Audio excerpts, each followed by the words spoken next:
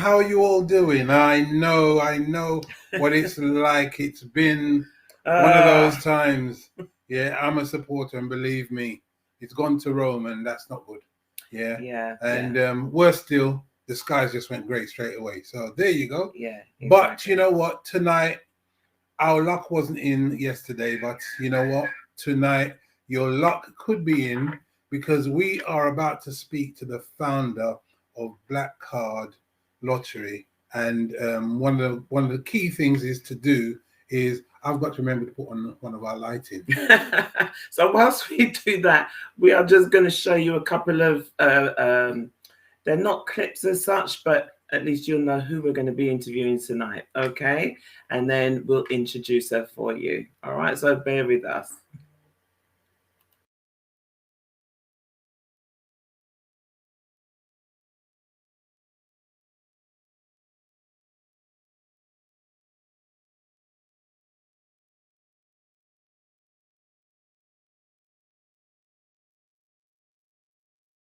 Tonight, we have with us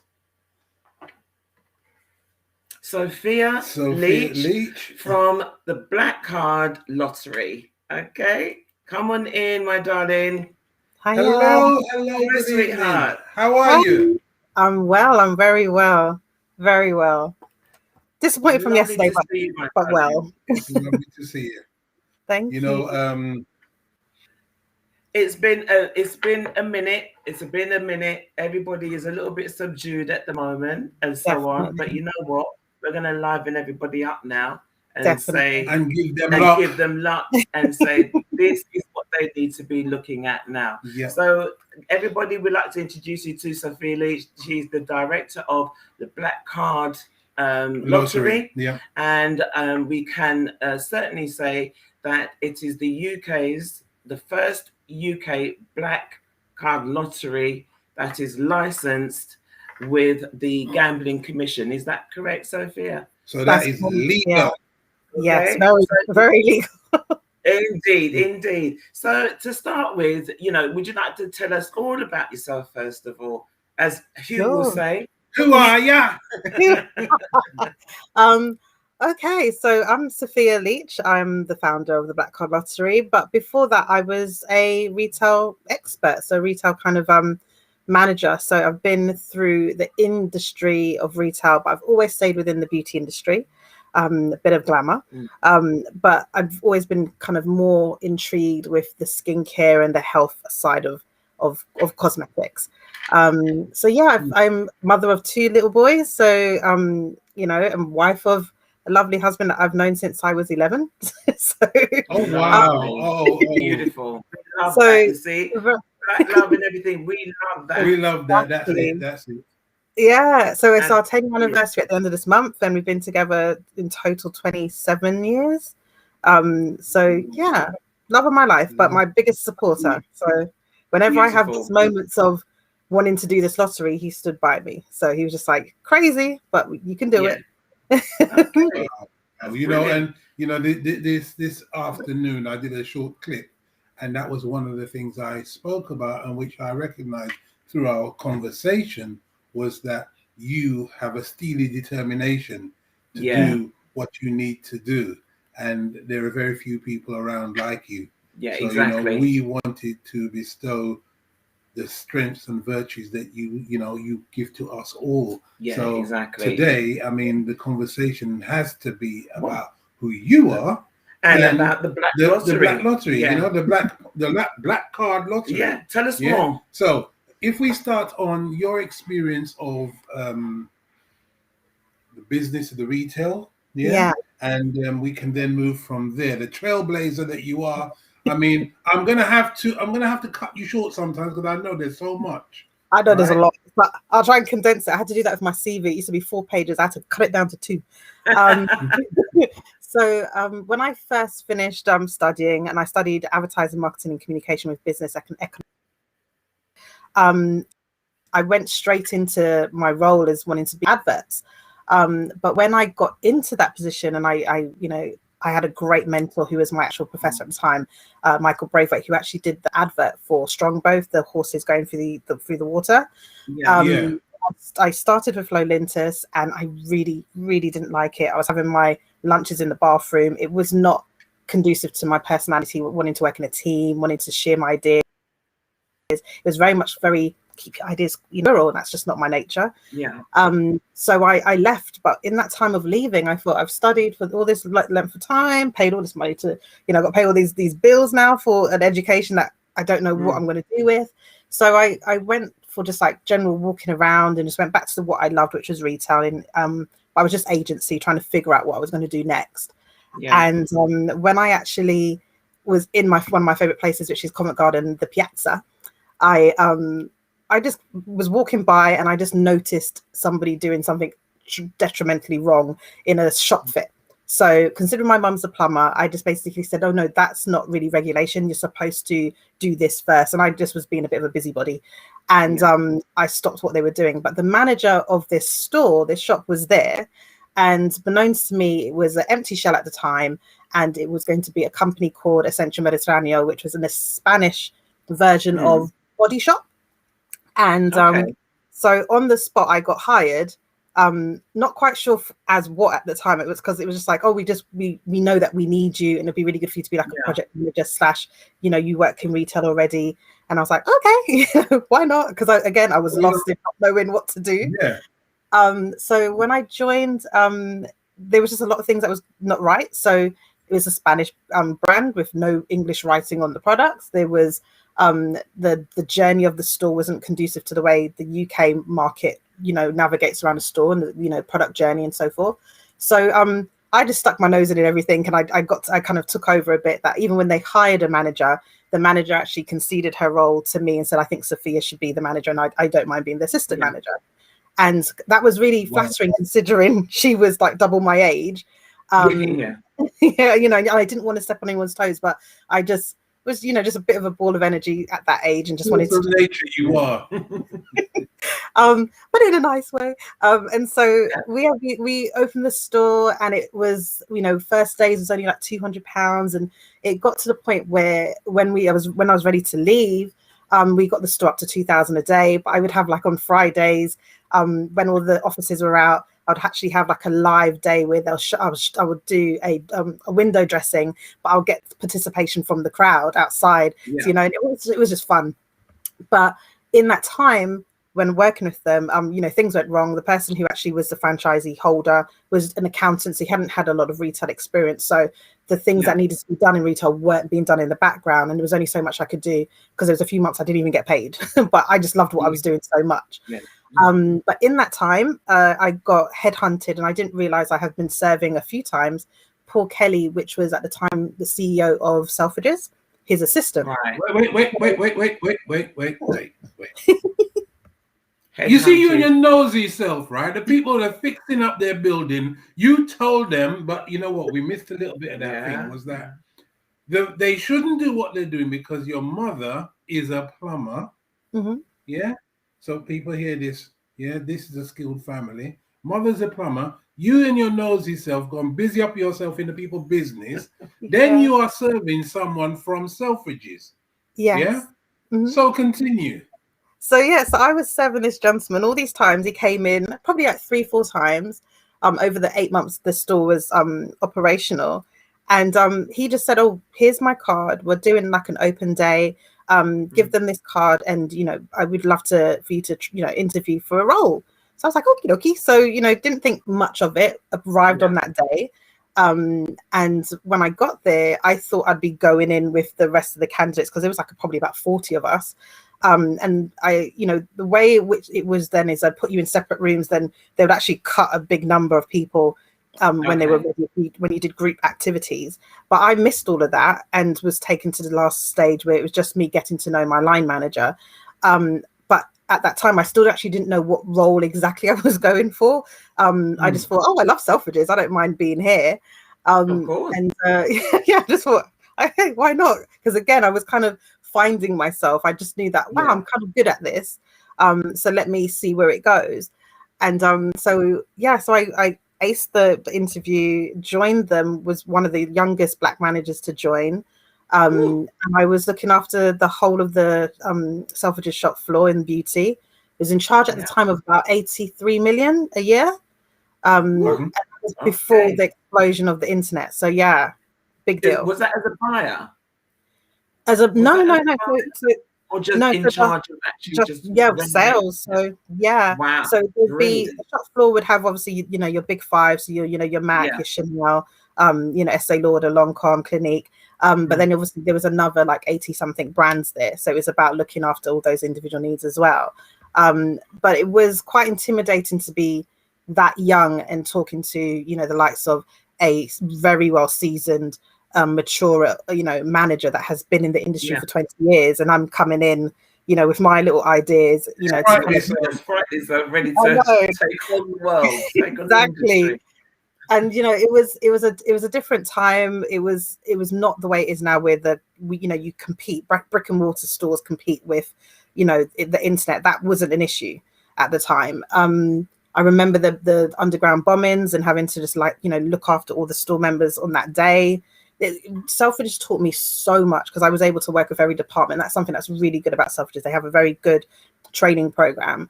And if you show interest in something else, they allow you to work in it for like a good 2 weeks or so, and go back and forth.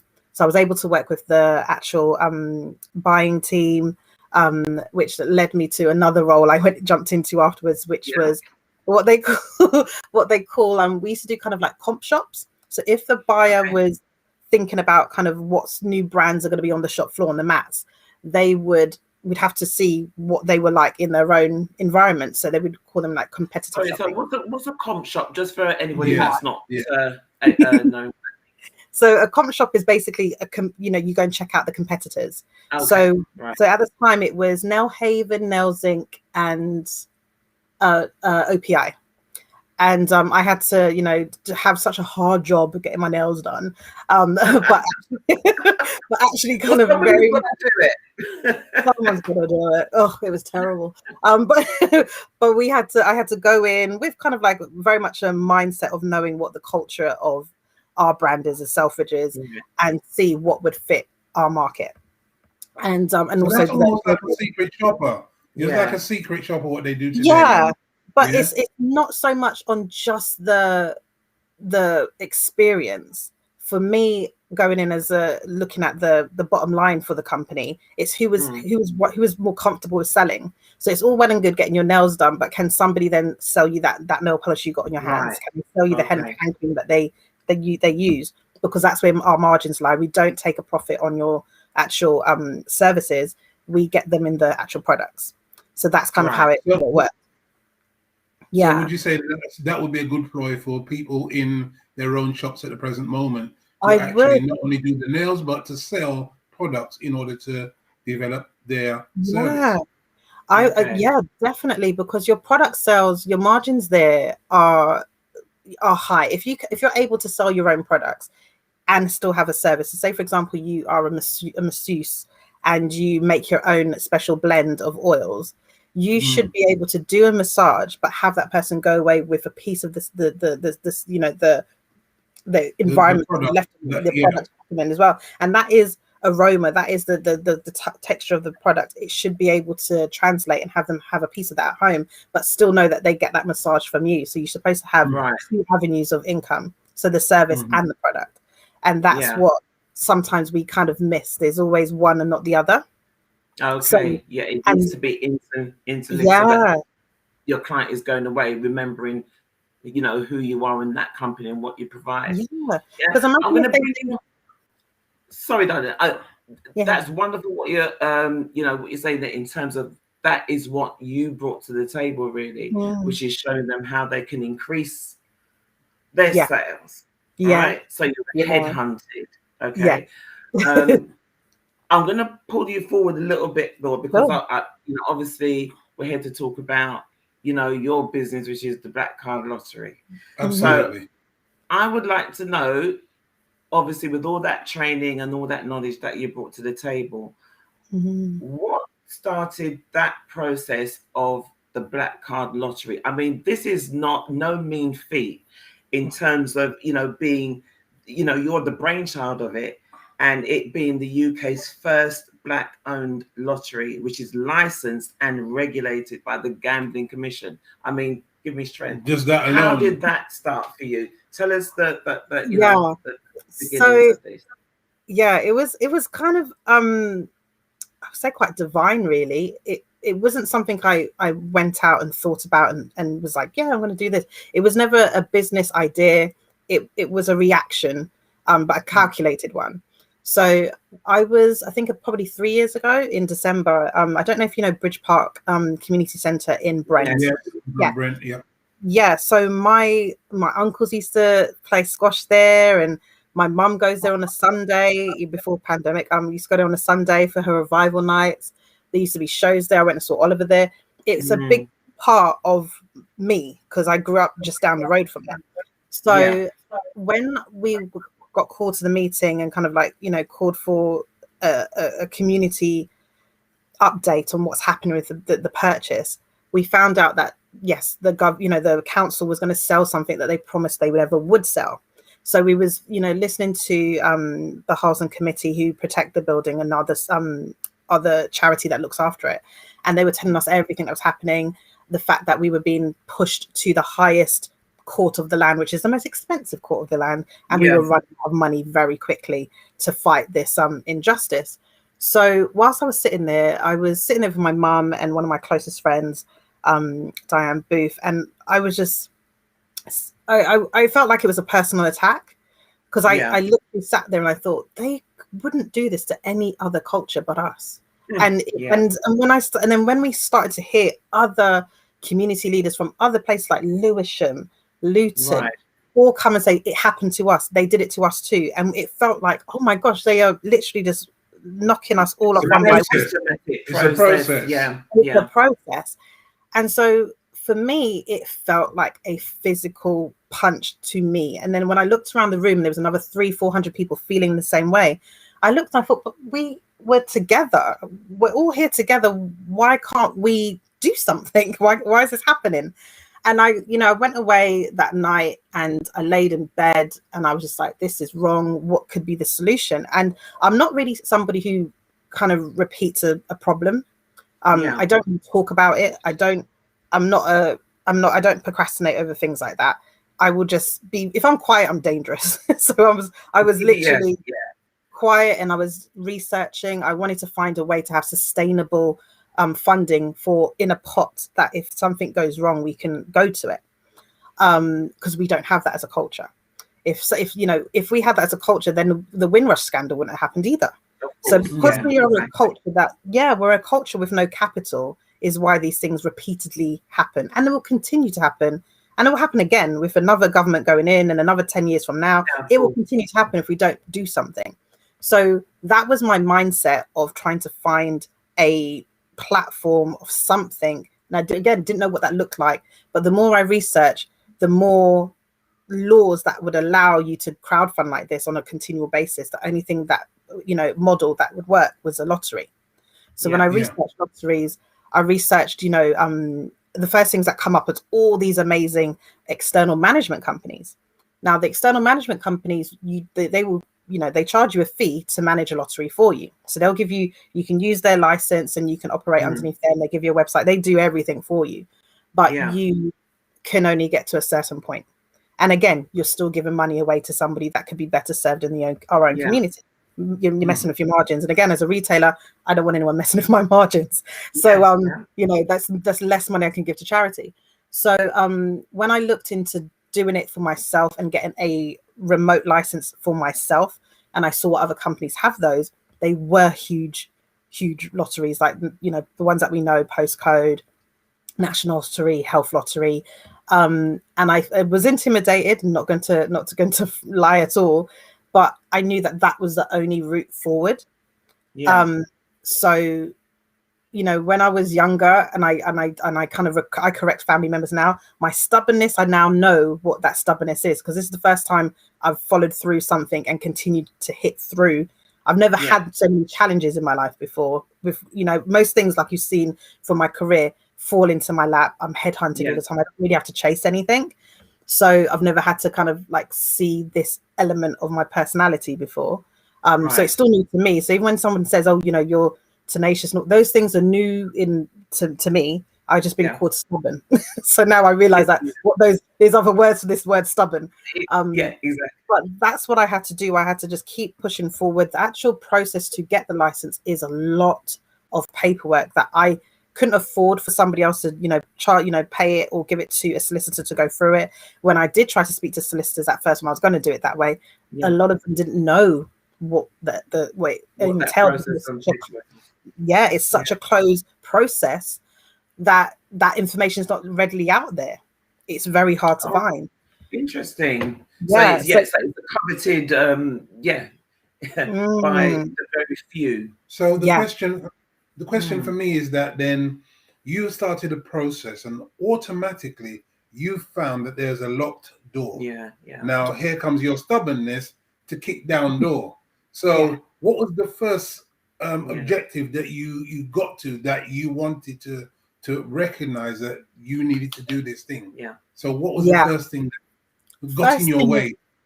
First thing that got in my way was the first question is, why do you need this? And it wasn't why do you need this? Why do you people need this? And that was the first hurdle. And it was me. How did that question come about? I mean, is that part of the written lottery thing, or is that someone standing there, the gatekeeper? What was the situation? That's the first gatekeeper. That's your kind of like your application manager or your application account manager. Okay. Right. And you are given a portal to then and it has a huge list. I think it's 114 points list of all the things that you need to give them. Evidence, your processes, everything that you're planning on doing, you've got to show them all of it. And it's the systems that you're going to use, it's your terms and conditions. Every single detail of your lottery has to already be pre-outlined. And considering like I said, there's no course, I tried to find courses, I tried to find literature that would help. It was doing not there, basically. It was not there. So my relationship with my the applications account manager was very much more of a, I've done this, do you need anything more? I've done, and I just kept on submitting things, and I was going through that checklist, and I thought, well, I'm going to get this done. It's going to happen. But it was. Did you feel that was adversarial, or was it supportive in terms of what you are doing? Because right now you're saying you got 100 questions, and each of them, they have to be filled. You don't know anything about it, so you're having to go back to this, account manager per se. It was supportive, and then were they sort of like pulling teeth in order to get something done? It was. So I was getting things done quite well on my own. So when I think about the process is supposed to take 16 weeks. And it took 57 because the first time I submitted, they said she steered you wrong straight away. So that's the first thing. And if you look into their website, it's very clear that your application fee is non-refundable. Mine's was refunded. If you don't mind me asking. It depends. It's dependent on what licenses you're gonna go for. So if you're going for more than one, so they kind of average on the different kind of elements you need to stack onto it, the different categories. They're like 300 each kind of thing. So it depends on what you're going for. I had to go for 2 licenses because for one, I had not worked in gambling industry at all, so I had to get my own license. And then I had to get the actual license I have, which is a remote license, because I won't be selling tickets in a store or anything like that. It's all going to be through the internet, so just remote only. But then your categories go up as you grow, and that payment goes up as well. So, but I would say that it wasn't. The first account manager wasn't supportive at all. It was a lot of, and to her, I'm not defending her at all, but to her, I could see that it was the most unaware cultural bias I've ever come across. Because if I was to write down what she said, someone who is not of our culture wouldn't understand it. They would say, oh, that's innocent. She's a fair question. No, it's not a fair question, because you wouldn't ask that to somebody else. It's loaded. It's a loaded question. Because if I'm able to, if somebody who has a love for dogs can open it, can start a lottery, why don't you say, why don't you have this for all the animals of the world? Because that's what you just said to me in a roundabout way. So because if there is a lottery for dogs, and there's several different lotteries for dogs, because you understand that dogs have different needs. You got one for CNI dogs, you got some for just save dogs, for stray dogs. There's different things. So for me to just say that I would like one for my own culture, and it's then and it turns into something, it doesn't make any sense to me. And I found that in that process, I was defending my actions all the way through. I was defending why we need to do something. But something I learned on the journey, and I went through my life ignorant of this, is that Black people are not a protected group. Yes, that's correct. No, we're not. We're not a protected group legally. So that actually has an impact on the lottery and how I'm able to manage it. So a protective group like, the Bangladeshi groups or Jewish community, they could actively, if they choose to, give the money to an individual if that person is in need. I can't do that in this lottery. So the way in which I have to do it is strictly, and it's even like good causes. The good cause, if it's just like, if we found I know a gentleman who has an allotment and he wants to start doing allotments in estates. So he wants to basically kind of get the community building their own kind of like allotments on the estate and so on. But he's not a charity. He's not a CIC. So I can't give to him, and that's crazy. But then that means I just have to work with him for him to create a trust that I can give to. So we've got to go through all this red tape, all this, it feels like just fighting through a gully, to be fair. That's what it feels like. It's the usual backlash of just making this ceiling higher and unobtainable, basically. Really. So in terms of, that's a fascinating. I've never heard that statement before, that we are not a protected group. We're not. How would you sort of identify that as, it's a statement, we're not a protected group? How does that qualify? I don't understand that. I know I understand the words. I'll give you an example. So I remember there was a story about a month ago with a young boy that was called the N-word whilst he was being, I think he got stabbed, and I don't know if he got killed. Right. I can't remember the exact story, but what I took from that story, that it was sad that this young boy, he was attacked by whiter old men. So remember, it was a 14-year-old boy, and I remember one of the assailants was like 36 or something like that. And they said the police deemed it as not a hate crime. Now, if we were a protected group, the moment he even says the word black with a bit of bass in his voice, he would have been deemed as a race crime. Okay. But even though this gentleman has witnesses for saying the N-word, you black this, and all these other horrible things, the police could still say it's not really a hate crime. And it was undeniable. If we were protected, it would be undeniable. There's no way they would be able to escape it. And so that there's reasons why, unfortunately, these things happen, because even when you think about the hate speeches that are happening now for our three young lions right now, that wouldn't happen on social media if we were protected. They would actually laws would be in place for them to actually strike those things off at a quicker rate, and protect them. Okay, I now understand that. So back to where you were in terms of the adversary, the application that you were trying to go through.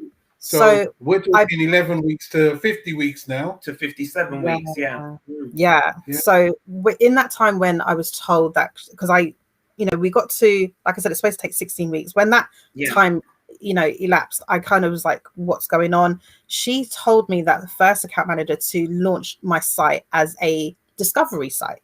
I wasn't because I didn't want to launch anything until I had the license in my hand, because it's just our culture to be like, it's not real until I can, touch it. And I don't want to lose the trust of my culture by having something just out there that long and not, no action being had.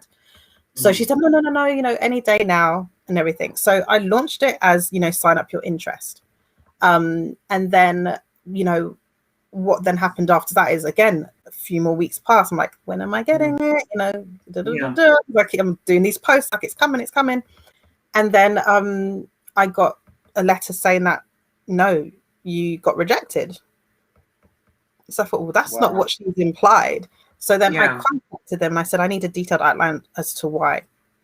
I, got through it all, saw it, went through the notes that I went with her, and I said, that's not the direction I was given. And I also kind of made it very clear on the certain tone of our conversations. Interactions, and our conversations.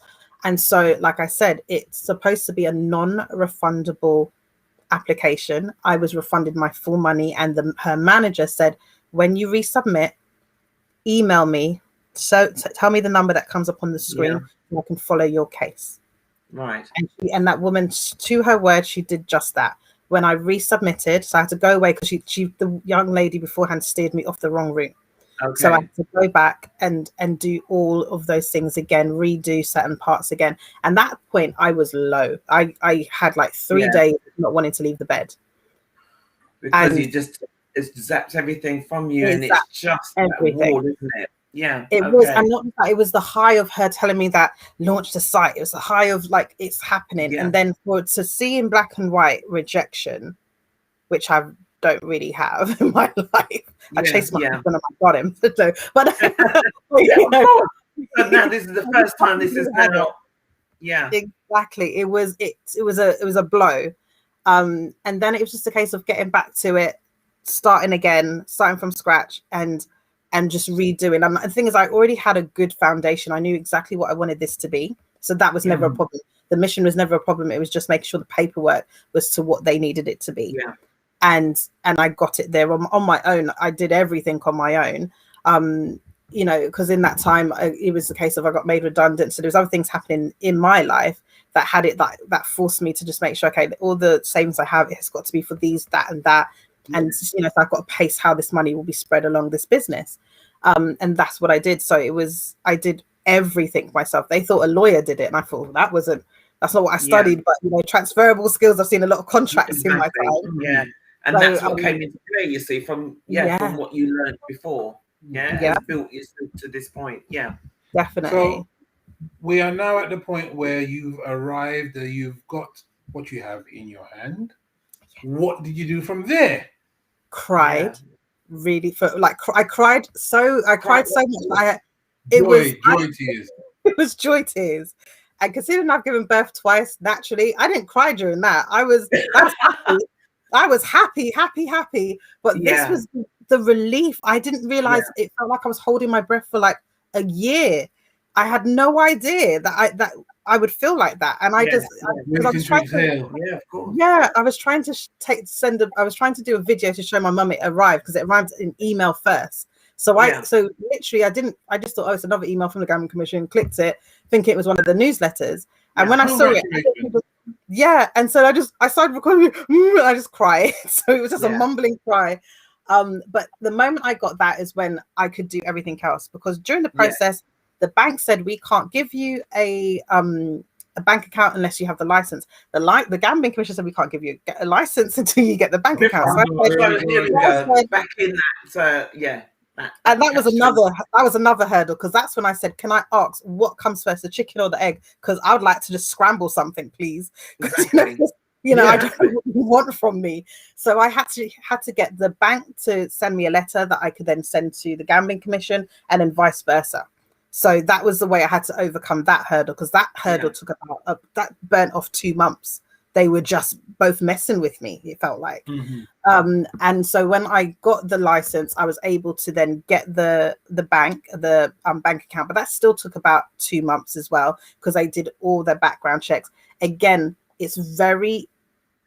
I didn't realize until I didn't think about it at the time, because I just didn't think it was that special, because I knew that there were other lotteries out there that I assumed were fully black owned and probably had the same license, and they didn't. But I wasn't aware of that at the time, because I thought, what's their problem? These already exist, so why is this so hard? Wait. That's the key thing, because yours is different. You thought that the other black lotteries were the same as yours. They're not, because why? Because I hold the full license, and I do not have an external management company managing me. It's me. Okay. So the Just others, explain that a little Full bit more. ownership. Yeah. Okay, So explain that a little bit more for everyone to So understand what that means. an external management license is one of the highest licenses you can get, because then it allows you to manage other lotteries underneath you. Now, the difference of the external management company is it is for commercial gain. So what that means is they can make a profit. It will be a profit gaining enterprise. So it doesn't always have to be about charity, which is what the other licenses that I hold are for. So that one sits at the top. It's an umbrella, so to speak. Okay. So if you can imagine best lotteries, the postcode lottery. Postcode lottery have a external management company license. And what that allows them to do is they have created, if you go to their site, you'll see all these other charities underneath them. Correct. And you also see their own trusts underneath them. And they've made all those individual trusts have a remote license that I have. So what that remote license does is it then breaks the ceiling of the limit that those licenses have. So my license has a limit of when I get to the highest category of 50 million a year. Yeah. Obviously the postcode lottery do way more than that now. So they've now taken and become an external management, so they can take loads of small 50 millions a year with their trusts and other lotteries underneath them, and they take a portion of each of those. So each of them they take a management fee from. So that's what makes them be a commercial gaining. But all of the small lotteries underneath are not commercial gaining. Those will be non-profits. Non-profits. Those will be non-profits, which is what we are.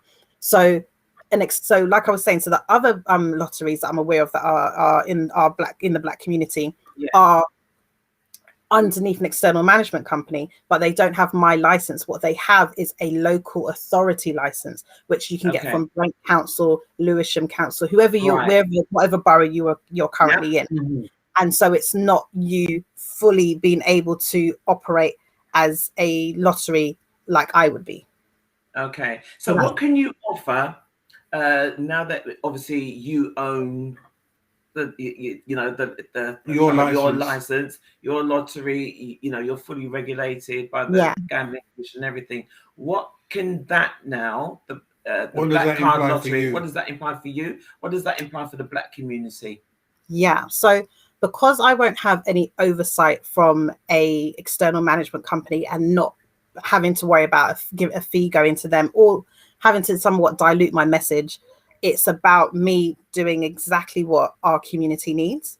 So what that basically means is I'm looking to really underpin all the organizations, and one of the organizations that I'm affiliated with is the AdPack. So that's Dean Okai. Fabulous man, believe me, fabulous. I know what his vision and his mission that he's on finding real infrastructure and insourcing within our own community and finding delivery partners to do exactly what our community needs in economics, in education. All of those elements need funding. There's something that was interesting that he said in one of my first interviews I saw him do. He said that currency is basically a river, and the current is always going to be going one way. And right now we all are in this river, in this currency, trying to make this money, but we're all just swimming, and we're in what we call sweat equity. So there's only so far you can go when you swim. Personally, I can't swim, so I'm just washed away. And that's why a lot of our community is washed away, because we're not gaining any wealth. We're not we're not going up that stream. What I'm hoping that the Black Lottery will be for our community is Dean has the boat, I've got the motor. It's that simple. So that we can start moving upstream and start earning a level of wealth within our community, that we can start building real infrastructure, real growth, and real prosperity. Yes, for us all. Okay, so within what you're saying there, how is that going to transfer? How is that going to be? Because that's a lottery, but your lottery has different facets. So explain that so that the people can understand that. Sure. And then how you can get involved as well. Exactly. So for us, it's really, what it is? The most simplest explanation and solutions are the best. We're not going to overcomplicate it. So it's £10 a month for every single person to play. That £10 a month will be split as so £5 of that will be going to the prizes. And the reason why, and eventually that scale will change as we get bigger, because I want more to go towards the charities, but at the moment it will be £5. Reason being, we need to get those who are not engaged in what's happening in our community and how are having their own individual wins, which is great for our community, but those people, we still need them to buy in for whatever their motivations are.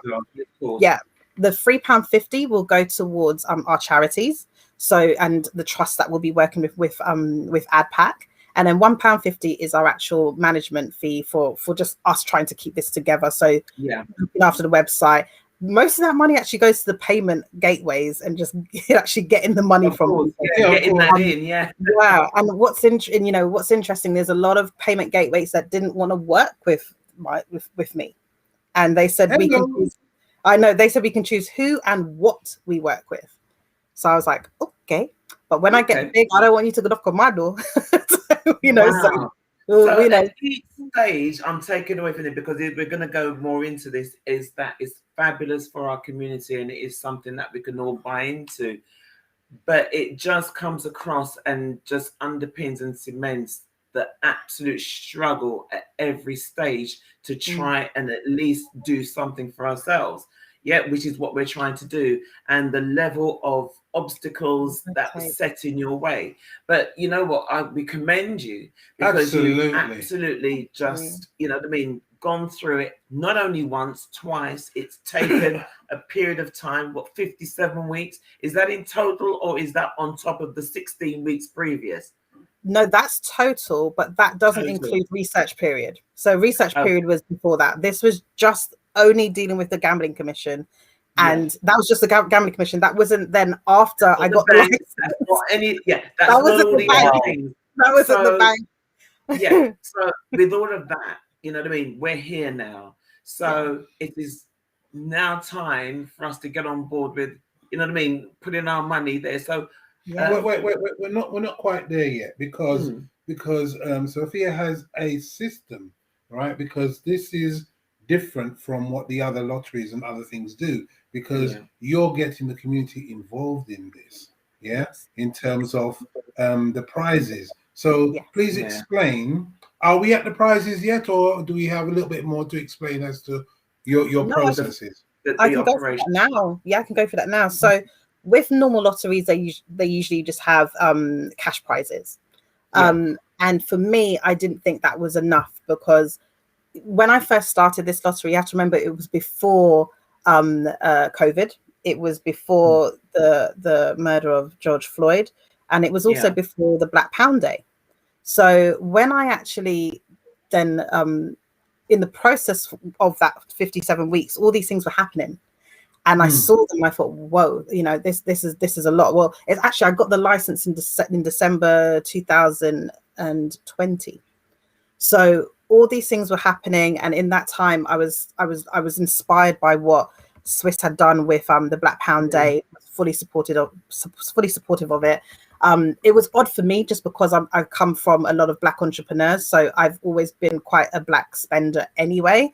So I always thought that was just like the baseline. I thought, doesn't everybody do that? Like, doesn't everyone go to my granddad's? But, so it was, my granddad owns a butcher shop in Wilson. That's why I said that. That's out of context. Shout out there. There you go. One of the first. How long ago? Your granddad owned? Probably 40 years, maybe now. 42 years, something like that. So we're talking about, the Black butchers starting off recently again. But things were in progress a long time ago. Also, remember, Mum's a plumber. Yeah, exactly. Yeah, and so daughter is now the director of a lottery, and father was. My dad was a precision engineer for aircrafts. There you go. So now that is all channeling into ladies and gentlemen. We introduce to you a miracle. Yeah. Oh, bless your heart. That's brilliant. Continue. Yeah. So I knew that I didn't want it to just be money, because that to me isn't enough. So I was inspired by what Swiss was doing with the Black Pound Day. in making sure that the money circulates. So with the second prizes, so the smaller prizes, so every lottery has a cash prize and a small prizes. So for the small prize fund, I wanted to be able to purchase black products and have those be the gifts, or the prizes. And with that would then allow more exposure for those brands, more awareness. And then it's almost like for them a free way of sampling. Now, the reason why for me it's very important, going back to my retail experience, one of my brands that I work for, Kills Cosmetics, they used to spend, I think it was 4% of the take-ins would go back into sampling. So every single product that was on the shop floor, if you went in and you're not sure how it would deal with your skin, you sampled it. Now that costs money. Smaller black brands can't do that. That's a lot of manufacturing, production, and it's a lot of a loss when you're not sure if you're going to get it back. So for us, it's almost like the fact that we're paying for those full-size samples, which is just their products, and we're making sure that the prizes go out to who they are. And I always believe that they will go to the right people, because I believe in faith, and it will happen. That will hopefully be the exposure they need for their business to grow further. And that will be kind of like what we'll be doing. It will just be a moving kind of roster and calendar of just, brands that fit with the time. So whether it be that we're in Valentine's, February times, we can then have it. We have a South, East, West, Reading, Birmingham, whatever restaurant, or like a little lovers kit, whatever it could be, and so forth. So definitely want to support black businesses and have that money go back into what we're doing. Right. And how would tell everybody then how that would work on a weekly basis. So number one, where can I purchase my ticket? When would I find out if I've won? Most important. And what are the what are the cash prizes that can be received?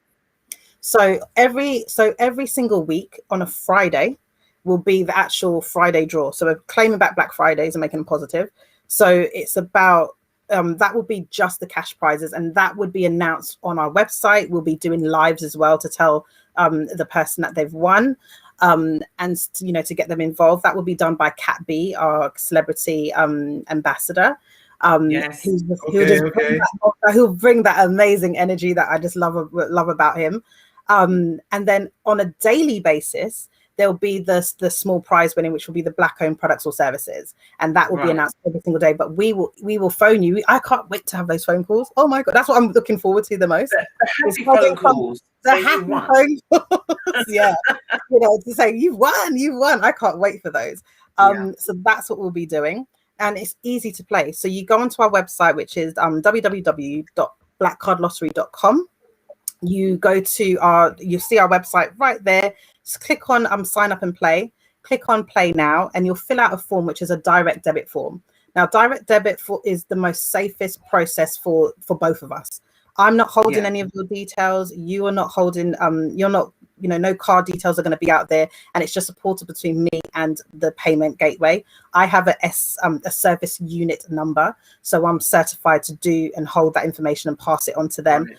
And that will be taken out of your account monthly on a regular basis. You can phone anytime. There is no contract. So you can call me and say, oh, you know what, Sophia, I want to, cancel this month. And then when you're ready to resume, if you want to, then you resume at your leisure by just going through the process again. That's it. Yeah. So it's kind of like the same as all other lotteries, really. Instead of paying, once or twice a week, you can say, do you know what, I'm going to put X amount of money, or I'm just going to do this as a regular subscription, so to speak. Yeah. But in this case, it's working for our businesses and for our community. Exactly. If everyone just looks at it as their black tax, that, if I pay my £120 for the year, and it's broken up £10 a month, if I knew £120 a year is going to make my life better as a black person, I'd do it. It wouldn't even be a discussion. Indeed. Definitely. That is fantastic. Now, the question for me is, when I win on a regular, right? When I win, like just for instance, someone who's actually playing that, can they donate their win to another person, or how does that operate? Is it just my individual choice to donate whatever I win back to you? Do you? Yeah. Because one of the things that was going in my mind was, do you have a charitable number or position, or because of what you're doing? Yeah. In a sense, you're actually saying that you're a charity per se. Mhm. Yeah. So within that, Could we that, donate? could So we if donate we won, to could you, we donate that? regardless whether or not Yeah. we want you to play the lottery?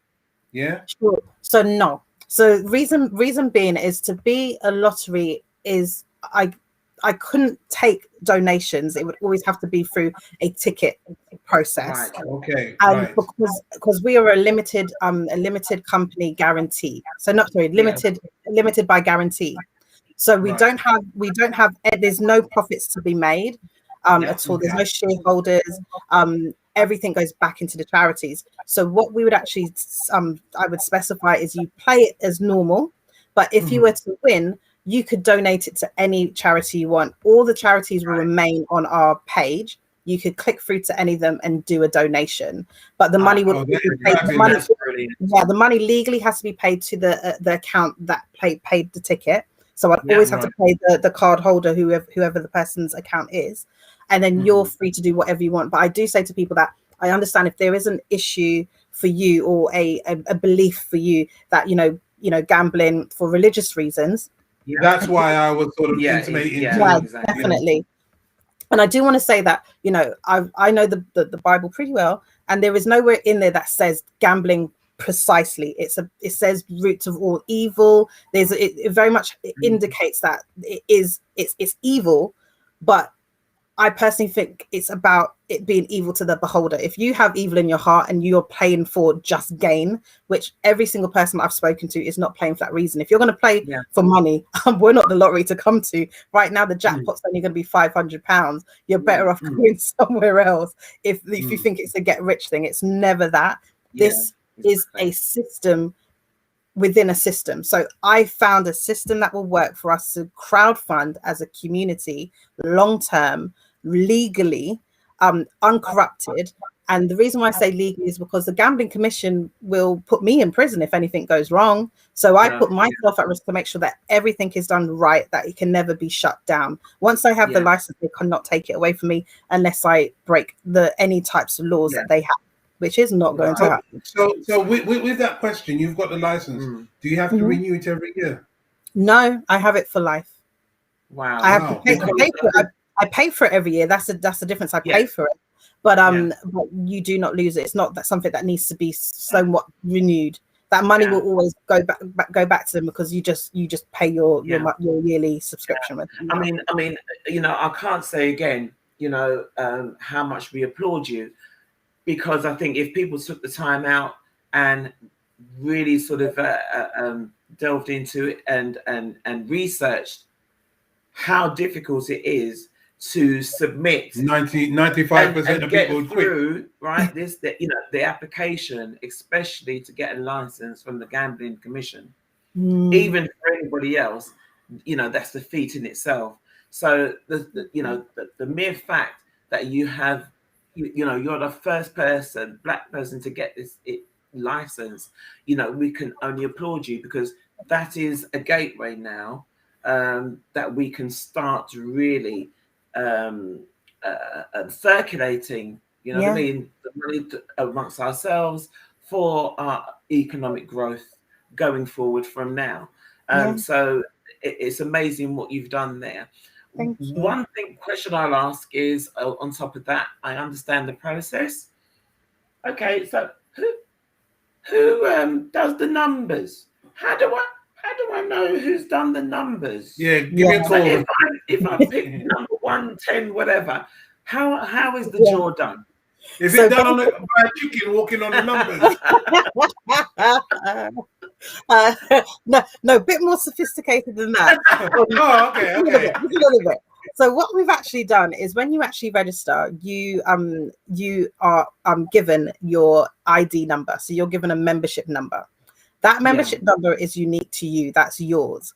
And what I wanted to do is, I didn't want rollovers. I didn't want that part of that part of the business. I didn't like that model at all, because a lot of people don't realize how much money is unclaimed in the lottery when there is a rollover. A lot of that Right. money kind of gets unclaimed and it changes, and it's messy. Didn't like it. Okay. I always wanted to be able to make that phone call to say, yay, I don't want to miss that high. So I thought, Yeah, no, yeah, I want to make exactly. sure.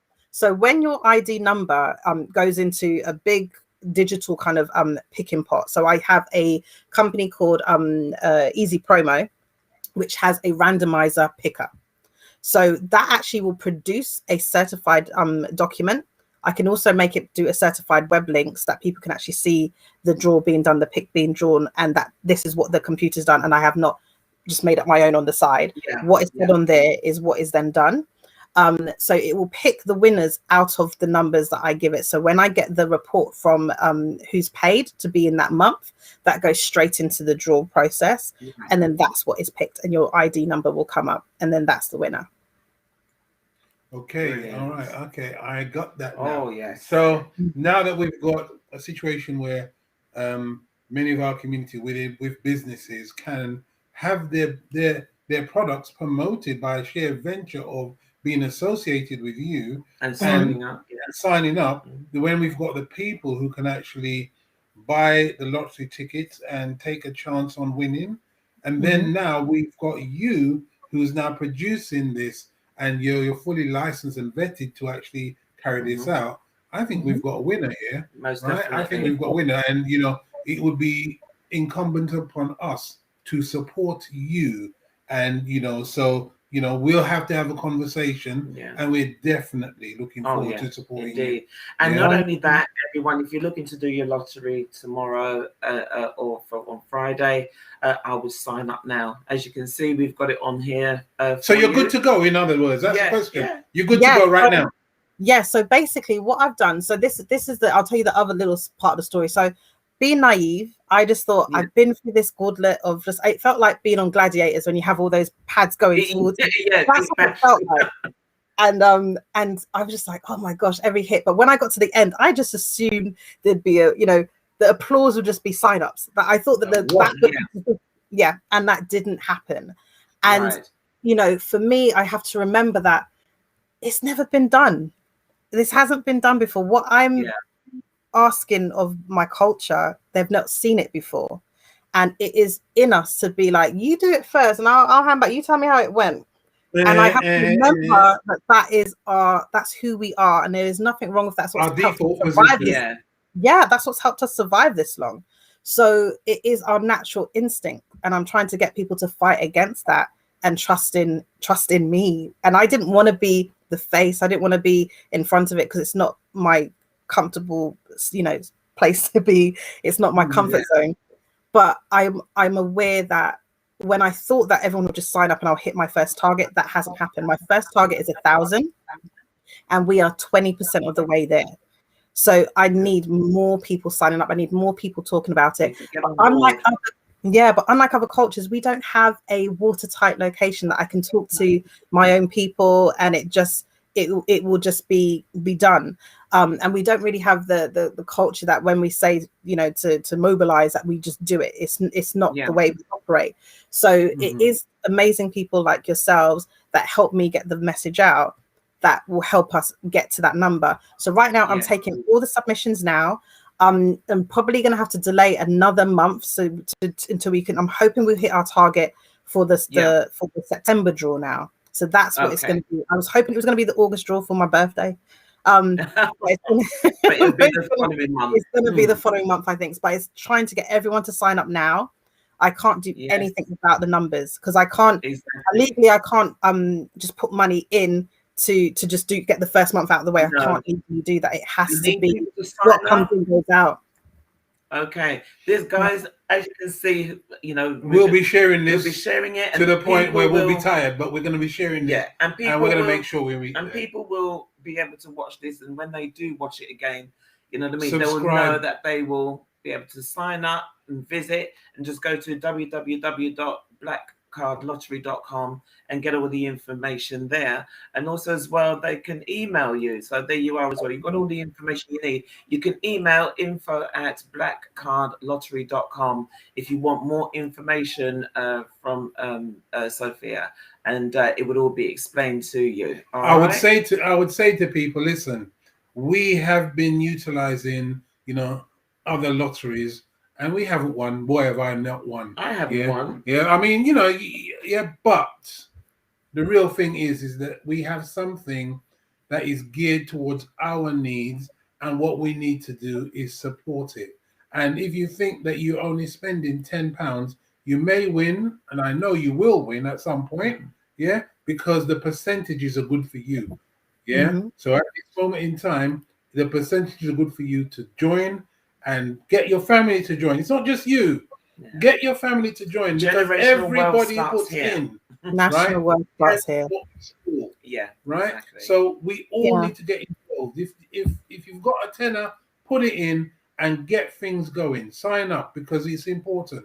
Right. If we do that, we will see that we will produce our own and support our own. And if we don't do that, exactly. I just can't imagine that we're not prepared to work at something that is so important for us all. And for this persistence of Sophia to actually do this, to go through this on her own. This is for us. Right? This is for us. I mean, all you have to do, if you don't think that it's, if you think it's an easy job, why don't you just go and do a little research to find out if you can open your own?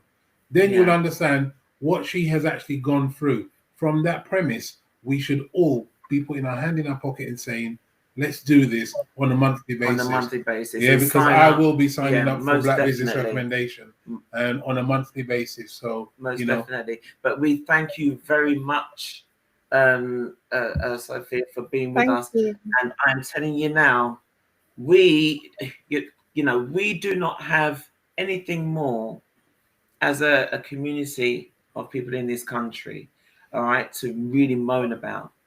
We talk and we talk and we talk all the time, but now we have the infrastructure. We've started the infrastructure. We've got businesses like yourself, ourselves trying to get the information out there, and others as well. So, we're talking about keeping the money within our community so that we can grow and we can do things, for us as well, as other cultures do.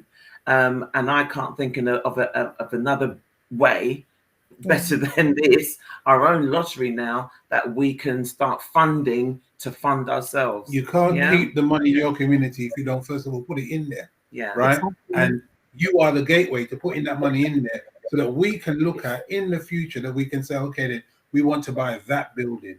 Right? Not we want to lease, hire it, or any other thing, but we want that building, that particular building, for the reasons that we want.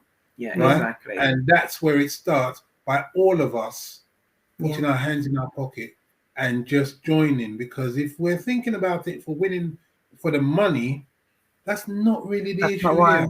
No. The issue is about raising the capital so that we can raise our own economic development. And until we do that, we're going to have issues, because we're always going to be looking at other people saying, how are they doing it? We know now. We're doing it now. And we're not protected, so we've got to protect ourselves in the way that others are. And that has to be being scared. They have to be a bit afraid of us, that we have money behind us, which we don't have now. I want to leave one sentiment, is that I think sometimes numbers speak volumes.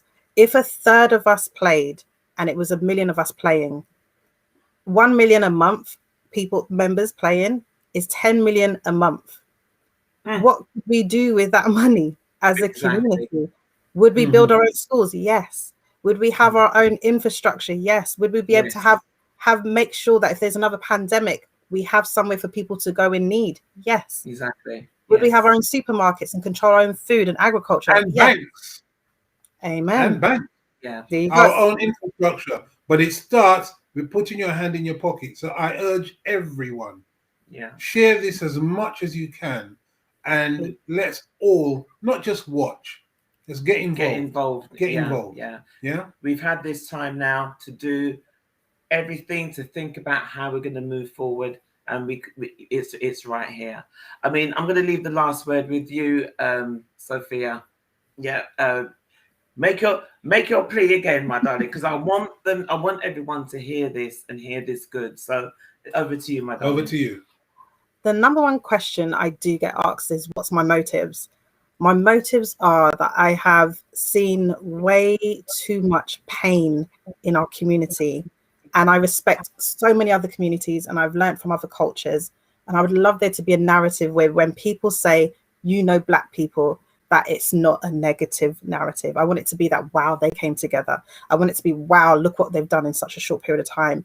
And a lottery is how you do it. It's us bringing ourselves together as one, and then we will be unstoppable. There's no limit for us, and we got to take away this limit of the sky that we've been given. We're so much more. So it's about understanding that the national lottery have done it and showed us the path, and we have to learn from what they do, and then we do it and adopt it in our way. And our way is I'm making sure that I introduce the Black community and the Black products and the Black services. So we're doing it our way for longevity for us. So again, the Black Card Lottery is winning for our community. Bottom line.